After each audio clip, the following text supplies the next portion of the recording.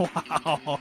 With another That was aggressive. Another baseball episode 4. We still have no idea what the heck we're doing here. I'm Jake Salter. Alongside me in studios, Francis Parkman. He's probably going to wave. And then via Skype tonight, we have the bringer of beer, Jeff Salmonson. Say hi, Jeff. Hey, what's up? I did wave. I know you did. I know you did. What? So what kind of Always wave. what kind of beer did you bring to your desk at home, Jeff? It was just a standard Coors Light as usual. Oh, yeah. The CLs when he's at home. Yeah, water is good.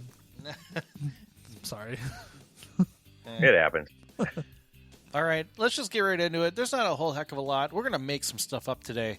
We have a little bit of news and notes from Major League Baseball. We're going to continue our season preview. This is the awards edition, so this is the far, far too early awards and playoff predictions, I think we went as far as doing. Yeah.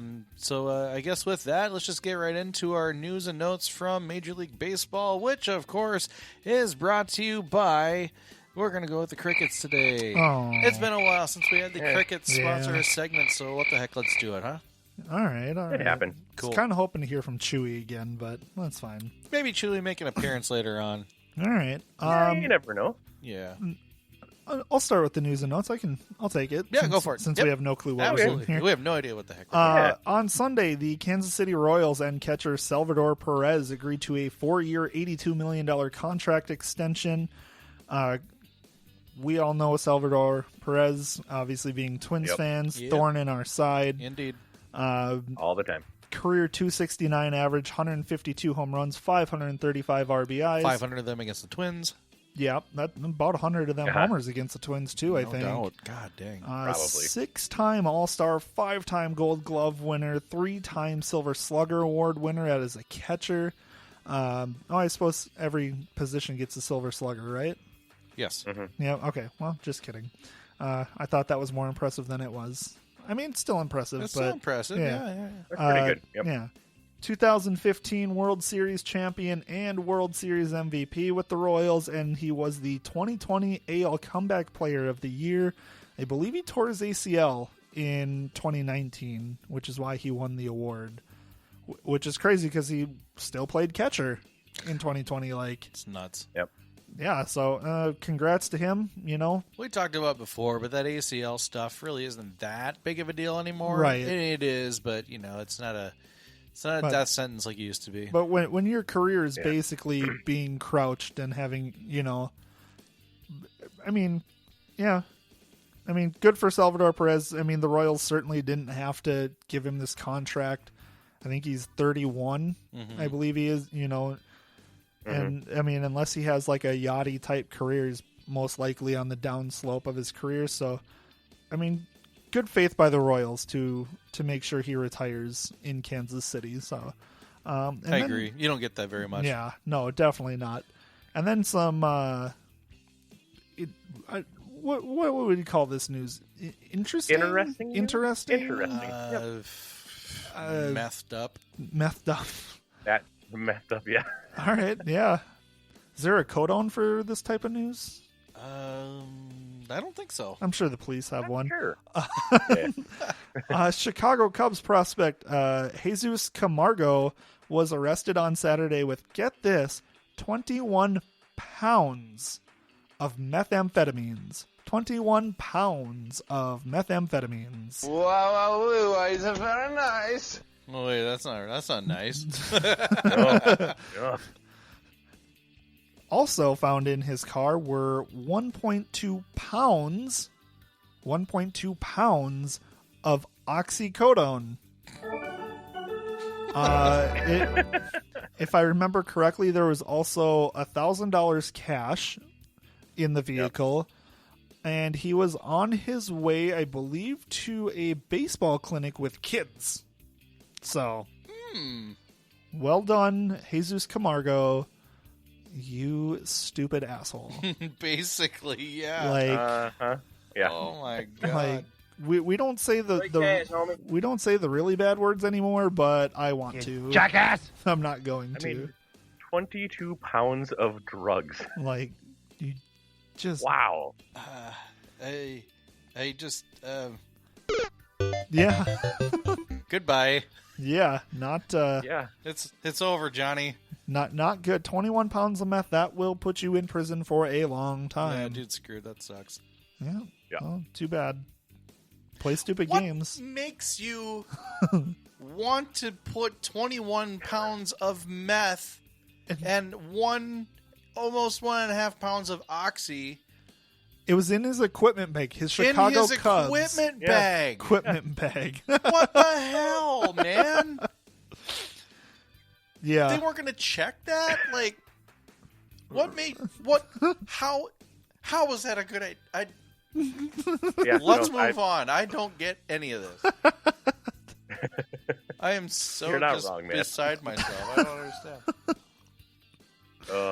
Oh, let's get into our awards, huh? Let's do that. Yeah, let's do that. Do you want to do some meth and oxycodone before we get into it? I think I'll pass. Okay. All Yep. right. Just- Nope, I'm just good. No drugs here. Nope. Drug-free zone. I'm good. All right. Yeah, take it away, Jeff. Smoke weed every Jake or day. Jeff. There was no weed in the car. No that, weed. That No doesn't weed? work. Oh, That doesn't work. weird. Yeah. It wasn't hard enough for him apparently, but Right? Yeah, just the super hard stuff, Yeah. please, for the love of No, God. no gateway Yeah, drugs. yeah. Just the like instant death kind. Wow. All right, let's get into our way too early awards predictions. What do you guys think? Okay. Cool. I like it. We did Cy Young, MVP, Rookie of the Year, and Manager of the Year. There are a lot of baseball awards. There are. So those are the four that we came up with, and honestly, the last two are the toughest for me. But Yep. Let's start with the AL Cy Young Award. We'll start with Francis. So I was the last one to put mine in the show doc, and immediately I felt the same as you guys. I was going to put him. I won't spoil your guys' AL Cy Young pick, but I saw you two agreed, and I was like, there's got to be somebody else out there who's capable of winning that award in the American League, and I found one, and I shouldn't put him on there, and I don't want him to win it because that means he had a great year. I'm picking Lucas Giolito of the Chicago White Sox. We've seen enough of Lucas Giolito to know he's got no-hit, perfect game stuff. I believe he threw a no-hitter in the shortened season last year. I think he can do it. The White Sox improved a lot. We talked about the White Sox in our very first baseball episode and all the improvements they made. They're only going to get better, and Lucas Giolito is only going to get better. So I'm going to give the Cy Young to him. Sure. Giolito actually was on my radar, probably as my number 3, though. Who's your number 2? Well, I'll get to that. So Giolito would have been my 3rd pick. Like you said, though, he's their ace, obviously. He's got the stuff and the durability to win a ton of games, and the White Sox have only gotten better offensively and defensively to back him up. So he's definitely in the running. For me, it was kind of a neck and neck between Shane Bieber and my pick, Garrett Cole. Okay. My argument for Bieber was there was a gap between him and everybody else last year. Yes, considerable. It's really hard for me though to and I've said this before on this podcast. It's really hard for me to justify a 60-game season and the trends that came along with it. Right. With that said, though, that gap was pretty significant last year. My only issue with Bieber is he faced obviously mostly AL Central and NL Central teams. Yep. And the only good offensive team among them was the Twins, the White Sox. Cubs, Cardinals, Brewers. Explosive is what I'm trying to get at here. Sure. And I don't know. I just feel like Garrett Cole had just a little bit more of an edge. He'll definitely need to cut down on his home runs to win the Cy Young. But that's kind of where I landed with it, and it was actually pretty close between Bieber and Cole for me. Okay. Jeff? Well, yeah, I agreed with Jake. I think it's going to be Garrett Cole, and with that lineup that the Yankees always throw out there, if that team's healthy, he's going to get wins. No doubt about it. He is going to rack up wins. And I hate to say it, but you win a lot of games. Like, if you become a 20-game winner, even though you have no control over part of that aspect with the hitting and whatever, but you can become a 20-game winner. You're right there, and Garrett Cole's got the stuff to do it with that lineup. I just, and Bieber, who's going to hit for him? Like that's my biggest thing for him is who's going to hit for him. So I went Cole. He's too dominant. The argument to that though is we'll see how he does with a depleted lineup, right? Because if it's the same or better, then you almost have to have to give it to him. Very fair. I don't have Shane Bieber's stats from the truncated 2020 season. I think he only lost 2 games. I think. I actually have his stats. Okay. He went 8-1. 8-1. Okay. A 1.63 ERA and 122 strikeouts. How many starts did he make? Was it the 9 starts or do you have? He did 12 starts. 12 starts. Yep. Okay. 13 including the playoff game. Okay. So let's say 2020 was a 162 game season. Do you think maybe he would have come back down to earth a bit? Because he was unstoppable. Law of averages would have caught up to him somewhere. It's so maybe not hard. bad, but it would have caught him somewhere. He would have hit some kind of slump. It was barely a third of the season we saw last year. That's so fair. The drop off or the ebbs and flows, as I like to say, would have been there somewhere. How deep would the valley have gone? I don't know. Right. That's hard to say. But so we should find out this year, though. Would you put him? Do you think he would have won 20 games with the Indians last year? Yeah. Yes, I do. I think he would hit 20. Okay. Yeah. I'm with you on that one. I was honestly thinking about it. It's like, man, Bieber was so good, and the Indians' offense was still there. I was thinking, like, the way he was pitching, he probably would have won 20, 25 games. 25 even. games. Yeah, Possibly. Just so dominant. Well, with the lineup that they had to, right? With the lineup that they had, he would have been probably at 15 wins before the All-Star break easily. Yeah. But let's shift to the NL. Okay. This is a clean sweep. Jacob deGrom. Yeah. Anybody want to take this? Yeah. He's the best pitcher in baseball. That's Hands it. down. He's too good. That's it. He's just too good. He's winning. He's dominating the pitching stats, even wins with a bad Mets team. And guess what? The Mets aren't going to be bad this year. So it'll be... Yeah. DeGrom, incredible. 2.10 ERA over the past 3 seasons. Led the National League in strikeouts in the past 2. I don't think I have to give you more stats. Yeah. Jacob DeGrom, NL Cy Young. Book it now. Mm-hmm. We'll continue. Yeah. We'll go on to our MV. Yeah, you know what? You want to switch it up? Let's switch it up. Okay. Let's go for our Rookie of the Year pick. So we'll do MVP last. Okay. So AL. Let's start with AL Rookie of the Year. I'll throw it over to Jeff for starters. I am taking outfielder Jared Kelenic, I believe, or Kelenic, I think it's maybe pronounced, out of Seattle. Everything I read about him, he is ready to explode this year. I don't have all of his stats up in front of me, unfortunately, but everything I read about him, the little bit I did actually see on happened to be a Seattle spring training game on MLB Network, so I got to see a little bit of him. He looks the part. Just looking at him, he looks the part. So, again, I don't have a lot to go off for him, but from everything I read, the kid is right there, and he's going to be good this year. Seattle needs guys like that badly.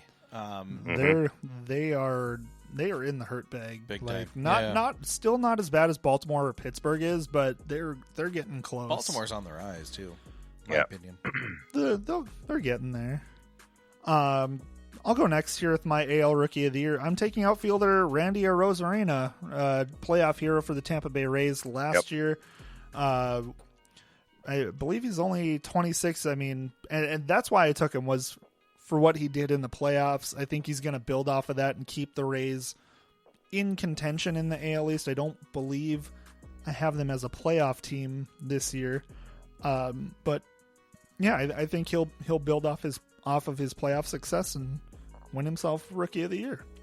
Nice. Yeah, I do like him. He's a fun player to watch. My Rookie of the Year for the American League is outfielder / first baseman Ryan Mountcastle for Baltimore. That's why you said the Orioles are on the rise. They're on the rise. They're on the rise. He in 2019 he actually won the AAA International League MVP award. With Baltimore last year, he batted .333, had 5 homers in 35 games, and every level that he has gone through in the minors, he has hit. Made his way quickly to AA in 2017, played in the Futures game in 2018, and then, like I said, the International League MVP as a 22-year-old in 2019. He's just a hitter. He's a pure hitter, and he's got raw power, and he actually showed more patience at the plate in the major leagues than at any level that he's played at. So I'm kind of excited to see what Baltimore has in Ryan Mountcastle. I think he'll be when his career gets going, I think he'll be one of the top 5-10 hitters in the league. Okay. Oh, wow. Yeah, that's impressive. I like him that much. I really do. That was my guy. I would have loved to have put Alex Kirilloff of the Twins on this list, but he was recently optioned to the alternate training site. I think that was more for of Minnesota. A service time move. He won't start the season with the Twins. So he'll be up this year at some point. He'll be up this year. I was hoping it would be on opening day, but yeah. I'm pretty sure it was an arbitration / service time manipulation. Move. Yeah, all the teams do it. And it irritates the hell out of me. The Twins do it especially worse. It bugs me. No, I think the Mariners were probably worse yet because maybe. Their president got, did he fire or get resigned because he was bragging about how they manipulate service time to keep all their prospects. I think he got pressured to resign. I think that's how that went down. Oh, okay. Well, something like that. Yeah. Anyway, move on to the National League Rookie of the Year. I'll start. For me, well, actually, let me get back to my notes. Timing is everything. Timing is everything. And we're learning. I can't find my notes. Why no. I can't find my notes. Jeff, do you mind going? Oh, nope, time out. Found it. Just kidding. And we're learning. We're totally learning on this podcast. Starting pitcher, Ian Anderson for Atlanta. So Atlanta, of course, we know won the East, NL East last year, despite several holes in their starting rotation. Yes. But very weak division they were in last year. But Ian Anderson was a plug. He logged a 1.95 ERA, a 1.72 opponent average, and 41 strikeouts in 32 1/3 innings. Ooh. He's got a heck of a changeup. He'll need to refine his control a little bit. I've heard and I've seen in very, very limited tape that I saw on him. But Ian Anderson is my National League Rookie of the Year. Going pitcher here. Yeah, clean sweep. I was not able to do much research on Rookie of the Year candidates, so I took the clean sweep just to act like I knew what I was talking. We don't know what we're doing in this podcast, so I just threw a name out there. Jeff? No, I mean he again one of those pitchers that everybody's talking about him, and I believe we got to see a little bit of him against the Twins the other day. I think he threw an inning or two out there, and I didn't see it, but from everything I heard when I kind of joined watching the Twins broadcast, they were talking about him. So, if my Twins are talking about him as highly touted of a pitcher, I've got to at least try to pay attention, right? So, I have him over there. Right on. I like it. I did read this here. His fastball topped out at 96.6, and his changeup is an 87-mile-an-hour changeup. Oh, dirty, filthy, just dirty. Filthmonger. All right, next up is AL/NL Manager of the Year. I'll go first. Go for it, yeah. I have Bob Melvin winning AL Manager of the Year. I did this one basically as the AL West is not going to be very competitive. I think the Astros will be there for a bit. But like I said, I have Oakland winning that division. And I don't recall how many wins I gave them. I think I had them up in the 100, close to 100 wins in the AL West. I would have to go back and look, but I think just because they're going to beat up on the Rangers and the Angels and the Astros and the Mariners a bit is going to help them, and he's going to get the votes for it. And so that's my AL manager. Do you want me to do my NL manager pick now, or do you want to wait? Let's wait. Okay. Jeff, do you want to go next, or you want me to go? I mean, we both have the same guy, but sure, I'll go. Charlie Montoyo for the Blue Jays. I mean, no lie, he's kind of the trendy pick this year. Toronto looks to be finally getting out of their little middling, whatever they were doing for for those few years there. Yeah. But I mean, that team's got a ton of talent on it, and yeah, they're gonna win their fair share of games, no doubt about it. And they can do some damage. I like that team. I like that pitching staff. They can hit, they can rake, they field, they're young. I just like him. I think they could go on a big time run, and he's gonna pull out the award. Yeah, I agree. And to your point, I think he had a pretty compelling case to win last year's Manager of the Year award. Yeah. Yes, very much so. Like you said, young team. They're building on their strong showing that included that playoff berth last year. So I think they'll take another step forward in 2021, and Montoya will win that award. We'll go to National League Manager of the Year. You seem pretty excited about it, Francis. You want to take it? Sure, yeah. Luis Rojas of the Mets. I think I'm pretty much all in on the Mets, being a playoff team and being really exciting to watch. It helps when you get Francisco Lindor for next to nothing. Yeah.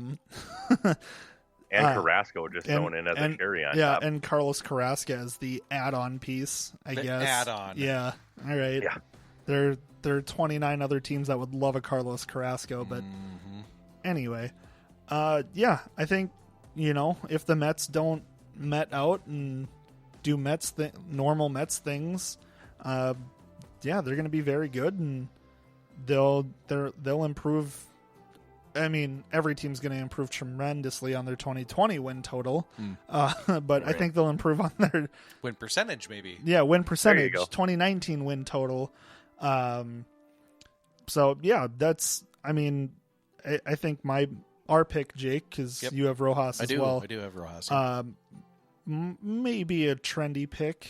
I think, unless maybe somebody else out there would be a trendier pick. I don't know. Maybe I don't know. I like the Mets because of what they added. I also like them because you got the best pitcher in baseball. You're going to be fine there, right? Got another really good one coming back from injury. Yep. I just feel like it might be a trendy pick. I don't know. I don't feel like it is. I feel like it's a what's the word I'm looking for? Not trendy, but maybe like. It's not safe either. It's not a safe pick by any means.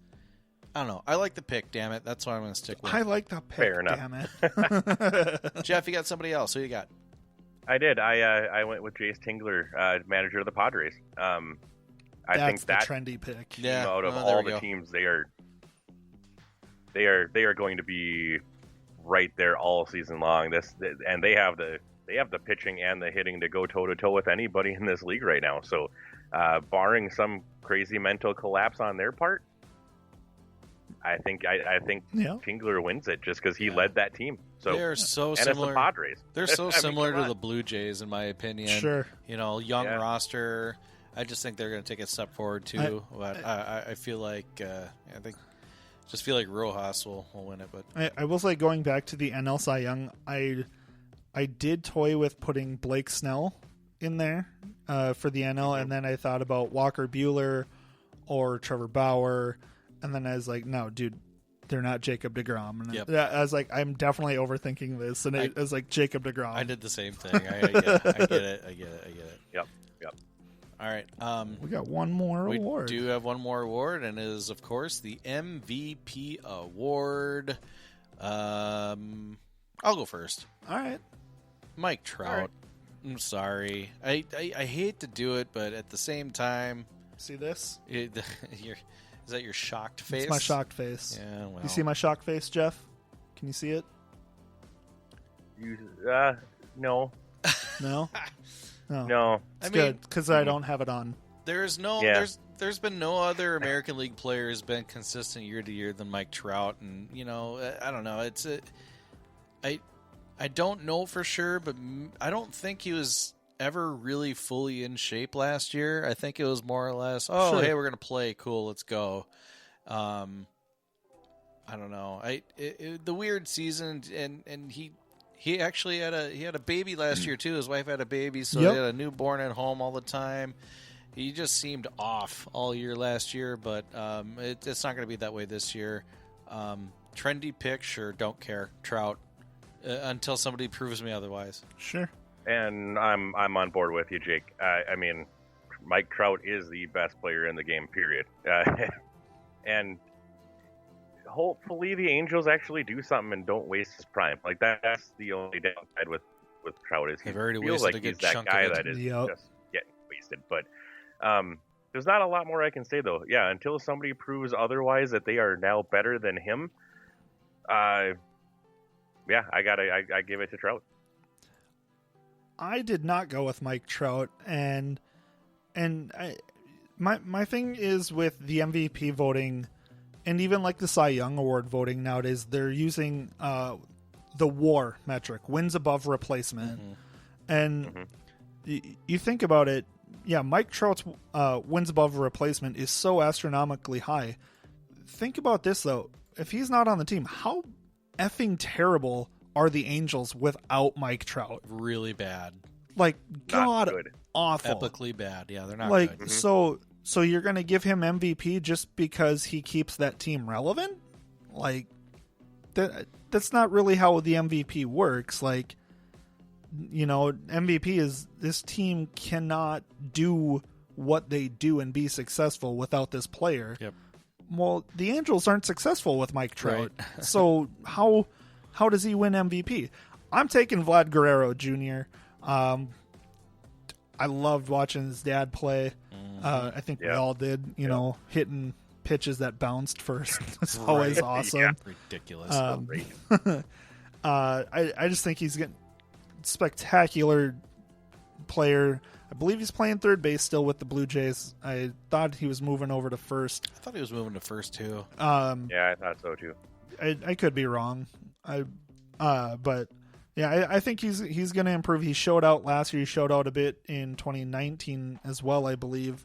So he slimmed down. I think we talked about that in our AL East show. He's going to be protected by George Springer and Bo Bichette in the lineup, Yep. so they're going to have to pitch to him, and he's going to take advantage of it. So yeah, Vlad Jr. AL MVP, book it. Right on. Not Mike Trout. National League MVP, I'll go. I have Washington Nationals Juan Soto. And honestly, if he had played a full season last year, he probably would have won it, or at least been in more of a conversation yeah. for it. Fair. He had 196 plate appearances. He hit 351 with 13 homers, 14 doubles, and 37 ribbies. Yeah, right. Love Juan Soto. He won the National League batting title. Batting Tiger? title? The Yeah, batting tiger? He won the batting tiger. That's the new award, the National League batting tiger. Led the majors in on-base percentage, slugging percentage, OPS, and OPS plus. And, that's ridiculous. He's 22 years old, guys. Yeah. 20 freaking 2 years old. Yep. So this last stat, too, is interesting. He hit 351. I forget what the slashes are. 351, it's 490, and 695. OBP and slugging. Thank you. 47 games, but Only 47 games, but since 1950, only 4 qualifying batters have hit at least 350, 475, and 375. And that's Ted Williams twice, Barry Bonds twice, and Frank Thomas. Yep. I actually was scrolling through Facebook, and I saw a conversation about Juan Soto saying he is this generation's Ted Williams. Now that Holy is crap. like the highest of compliments. That's a big compliment, yeah. And you know, we've seen him play. We all watched the 2019 World Series. He was amazing in the postseason for the Nationals. Yeah, he's gonna be MVP candidate year in, year out for perennial for sure. the next 10 years, easy. I agree to that. Well, those were our awards that we decided we were going to go over. Oh, sorry, I missed Jeff. Hold on, my bad. Hold on, Whatever. Hold on. And we're learning. That's my apology, Jeff Almighty. You may go. All right. Thank you much. You know, I had Juan Soto right there. I decided to go with the splashy pick. I went with course you Tatis did. Jr. Yeah, of course I did. I mean, obviously just signed that mega deal. I didn't catch who you got because Francis rudely interrupted you. Oh, Fernando Tatis Jr. Thank you. Oh, Yes. I figured when he said splashy pick, you would have figured it out. I did, but our listeners may not have. Oh, I figured. Fair. Yeah, okay, that's fair. But yeah, I mean, he's just fun to watch. He just signed that huge deal. He has some major protection in that lineup now, and kind of like your Vlad, pick, Francis. He's got that kind of it factor. He's got his protection. I think he's going to be a struggle for any pitcher to deal with in that lineup specifically. So I think he goes off this year and shows he's worth that contract they gave him, and he better, or they're going to be having some fits. So, All right. Yeah, stat line for Mr. Tatis Jr., 277, 17 homers, 45 RBI in 2020. 17 home runs in 60 games. Yeah. I'm not much of a math guy, but that's 40 plus. I know, for a 162 game season. I cannot wait to see a full season this year, you guys, just to see some of it's these going to be so good. numbers. It'll be so fun. Man. They did deaden the ball this year a little bit, though, so maybe those home run numbers come down a little bit, but we'll see what happens. Yeah, I think it quick math, I think that would have 162 game pace of like 43 home runs for Tatis last year. Ridiculous. All right. Yep.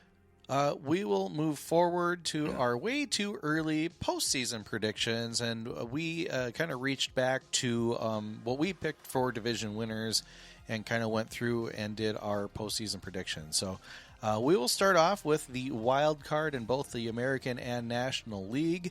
Who wants to go first? I'll go. Go for it. No, Jeff beat me to it. Yep, Jeff. Sorry, Almighty. I mean, yeah, you're right. You're sorry. No, and Wait. Actually, Francis, there we go. I got to get my mileage out of it. Francis, me and you have identical picks here. We do. So why don't I take the AL and you go NL, and we have done our picks. All right, that's fair. All right, so AL, me and Francis have picked for the wild card teams, the White Sox and the Blue Jays. The White Sox, boy, they are going to be that thorn in Minnesota side again. Mm-hmm. They've taken that over from Cleveland, and they got some talent on that team, so they scare me. I think they make it in. And the Blue Jays, like we were just discussing, this is a great team to watch. They're a little, kind of that splashy pick, but I like them. I think they both get there this year. Right. Yeah, same. Blue Jays, White Sox are probably two of the more improved teams in the American League, and it'll show with playoff appearances for both of them. Do we want Jake? You want to get your AL wildcard teams in? Yeah, sure. So my AL wildcard teams are the Chicago White Sox and the Tampa Bay Rays. I can't count out the Rays just yet from from the AL East title, but at the same time, they lost quite a few people, enough for me to not feel comfortable enough for them to win the AL East, so I slipped them into the wild card spot. All right. Yeah, losing Blake Snell probably hurt. I mean, pulling him after 5 innings probably hurt too. But they'll never hear the end of that. Never, man. ever. And they shouldn't. Ever. Terrible. Yeah, I'll do the NL wild card. Spoiler alert, it's a clean sweep for us, I think, in the National League here. New York Mets, San Diego Padres. Yeah, these are going to be 2 of the more exciting teams in baseball. I think I think all 3 of us agreed last week that the Padres and Dodgers are going to be fighting for that NL West title, and I think we all have them within 5 games. I think we said within 5 games. Yeah. So yeah, that's our wild cards.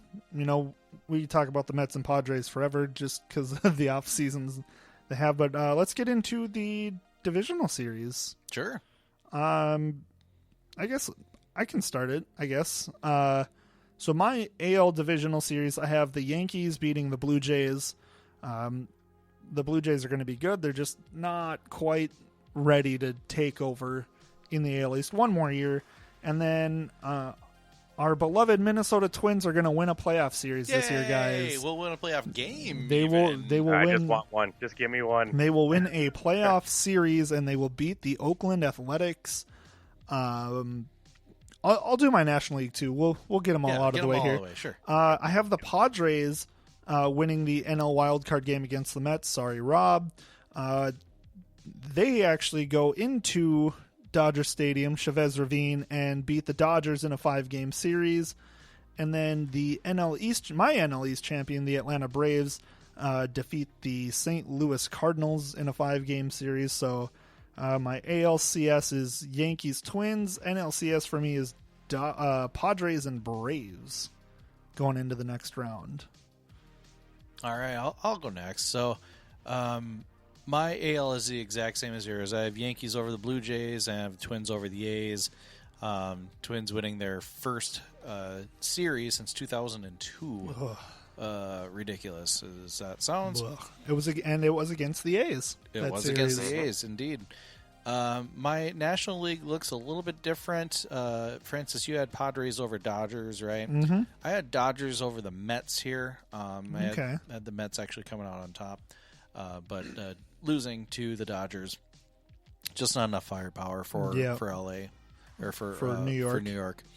And then I actually had the Braves over the Cardinals as well. So very similar, except for the Dodgers-Mets, Dodgers-Cubs series. So sure. On 81? Yeah, clean sweep in the AL. Clean sweep in the AL. Yankees over Jays, Twins over A's. I think that's spot on. My NL, again, a little bit different, but not too far off. I do have the Dodgers over the Cubs. And the Padres over the Braves. I don't think that works. Oh, wait, no, that's not right. Hold on a second. Because the wild card winner, unless you're projecting the Braves to be the best team in the National League. Nope, I'm not. That's my bad. And we're learning. Never mind.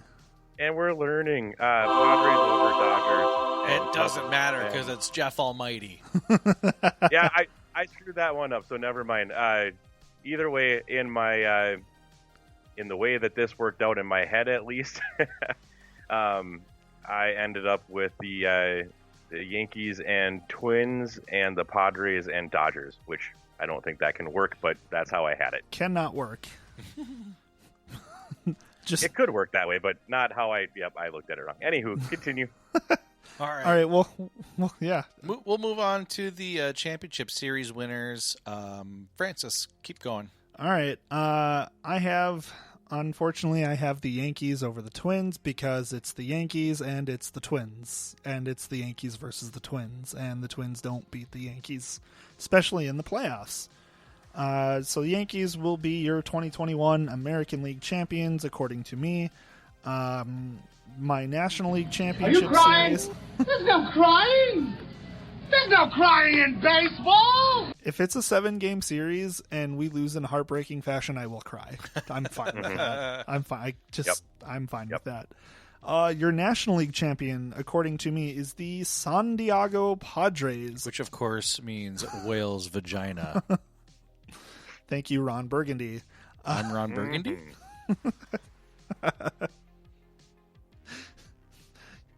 Who put the question mark? You know he reads everything that's on teleprompter. I need to get more Anchorman sounders. Oh, it's such a good movie. Anyway, NL champion San Diego Padres over the Atlanta Braves. It'll be a good series. I think the Padres are just a bit too talented to. I think talent will win out in that series, and the Padres definitely have more talent. So you got the Yankees and the Fathers in the World Series, huh? Yep. All right. I have always the Yankees over the Twins for all the reasons Francis said. And then for the NL Championship, Dodgers over. It doesn't matter who plays them. That's fair. Fair and accurate. That's understandable. So I have Yankees v. Dodgers in my World Series. Unfortunately, yes, Yankees over Twins because, well, Yankees those and reasons. Twins and Twins and Yankees. And then I obviously I had Padres Dodgers here that didn't end up working, but I think they obviously would have beat them in the earlier round, so I think they would have then taken out the Braves or the Cubs, whoever they ended up having to play. Therefore, I have Padres and Yankees in the World Series. 1998 repeating itself. Dang. World Series. I'll start with the World Series. It sounds crazy, but I'm taking the Padres over the New York Yankees. I think it'll be a 7-game series as of right now. I like the Padres pitching better than the Yankees, aside from Garrett Cole, I think and Aroldis Chapman. Mm-hmm. The Padres have so much more pitching. Can Stanton stay healthy? Can Judge stay healthy? Can Gary Sanchez stay healthy as well? Yep. I mean, a lot of it's going to depend on can the Yankees stay healthy. I'm assuming health here, but I'm calling it talent wins out, and I think the Padres are the vastly more talented team in all aspects. Cool. Here's where the Yankees streak ends. Just kidding. I have the Yankees over the Dodgers in the World Series. Nobody likes to hear it or say it, but nope. Honestly, if your prediction comes true and the Yankees and Dodgers make the World Series, I don't know if I'll watch. I don't know if I could. It would be hard for me to watch myself. I have to admit. I'd have to root for the Dodgers, and I can't give John Archer the satisfaction. No. Especially Agreed. after how mercilessly we roasted him after they won the World Series last year. Oh, he was so mad. We love you, John. Well, that's all I had to add, guys. Do you have anything else you want to... Oh, sorry. Jeff, go ahead. Man, that's 2 times tonight, buddy. I know. Hold on. Sorry. I gotta play something now to apologize. How about... Ooh, here we go. I thought you were going to do the... No, I had to throw some Beavis and Butthead in. Beavis and Butthead works. Yeah. No, I like it. Good work. Francis, you weren't too crazy on your pick, man. I have the Padres taking out the Yankees. A lot of the same reasons that you have. The Padres bolstered that team. That pitching staff I like better. Garrett Cole is still Garrett Cole. However, in the playoffs, is he going to be that guy? We shall see. But they only have one of him. So, Yep. I have the Fathers over the Yanks, and I feel a little bit better because I don't like the Yankees. So it worked. Right. Yeah, I feel dirty. I had to take a shower after my prediction. Anyway, that wraps it up, guys. Another successful baseball episode, I believe. Reminder to check us out on Spreaker.com, Apple iTunes Podcast, Spotify, Google Podcasts, iHeartRadio. Email us at cdsportscast@hotmail.com. And, of course, follow us on Facebook. Facebook.com/cdsportscast, at Twitter at cdsportscast, and, of course, YouTube as well. For Francis Parkman and Jeff Salmonson, I am Jake Salter. Thanks for joining us. Take it easy. Bye. Goodbye. Later.